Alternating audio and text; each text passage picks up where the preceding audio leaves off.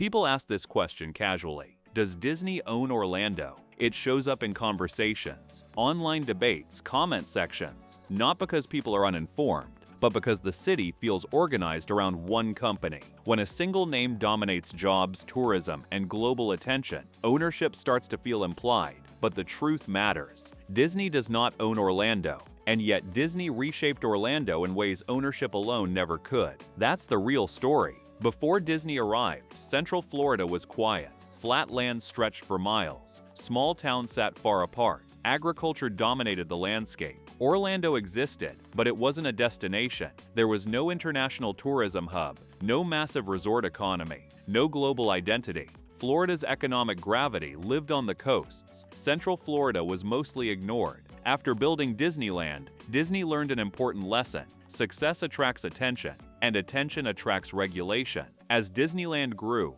surrounding cities grew with it and began placing limits on expansion, zoning rules, permits, public oversight. Disney didn't want that again, so when searching for a second location, the goal wasn't another park, it was autonomy. Disney didn't announce its arrival in Florida. Instead, land was purchased quietly, one parcel at a time, through different company names, across miles of undeveloped land. By the time the public realized what was happening, Disney controlled roughly 25,000 acres, an area comparable in size to a major city. This wasn't just land, it was leverage. In 1967, Florida approved something unprecedented, the Reedy Creek Improvement District. Inside this district, Disney gained powers normally reserved for local governments. Disney could plan construction, control zoning, build and maintain roads, manage utilities, operate emergency services, issue bonds. This wasn't hidden, it was legal, and it changed everything. Inside Reedy Creek, Disney didn't wait for approval.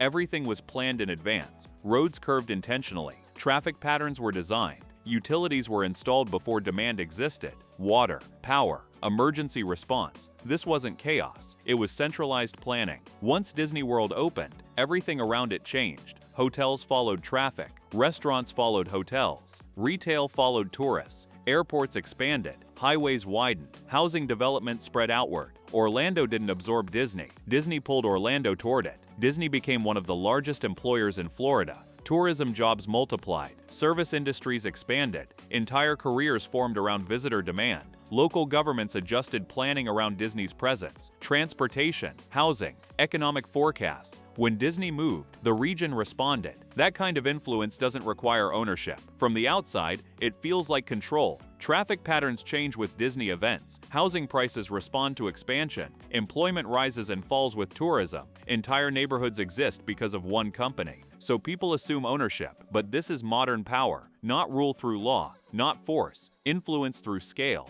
Disney didn't invent corporate influence, but it perfected it early. It showed that a company doesn't need to own a city to shape it. It needs wire, infrastructure, jobs, long-term planning, economic dependency. This model would later appear around the world. Disney was just early. This story isn't about villains or heroes. It's about understanding how modern cities work. Cities today are shaped by corporations, institutions, infrastructure, economic anchors. Disney is one of those anchors. It doesn't own Orlando, but it helped define it. Power doesn't always come from ownership. Sometimes it comes from being the reason everything else exists. If this changed how you see Orlando or corporate power, like the video, comment what surprised you most. Subscribe for more history hiding in plain sight.